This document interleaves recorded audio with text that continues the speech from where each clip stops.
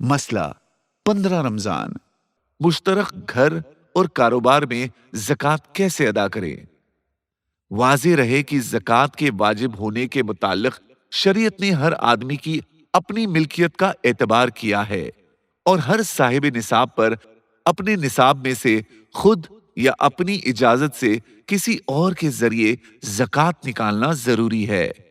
لہذا گھر کے سربراہ، والد یا بڑے بھائی کے پاس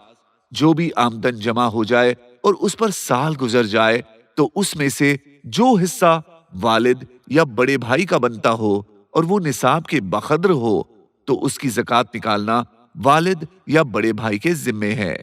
اور جو حصہ دیگر بھائیوں یا دوسرے کسی فرد کا بنتا ہو اور وہ نصاب کے بقدر ہو تو اس کی زکوٰۃ خود ان پر نکالنا ضروری ہے۔ البتہ اگر والد یا بڑا بھائی ان کی اجازت سے اپنے حصے کی زکوٰۃ کے ساتھ ان کے حصے کی زکوٰۃ بھی نکال دے تو جائز ہوگا۔ اگر تجارت مشترک ہو تو ہر شریک کو چاہیے کہ سال کے اختتام پر حساب لگا کر یہ متعین کرے کہ کاروبار میں اس کا سرمایہ اور منافع کی مالیت کتنی ہے۔ جتنی اس کی مالیت بن جائے اتنی مالیت کی زکوٰۃ ادا کر دے۔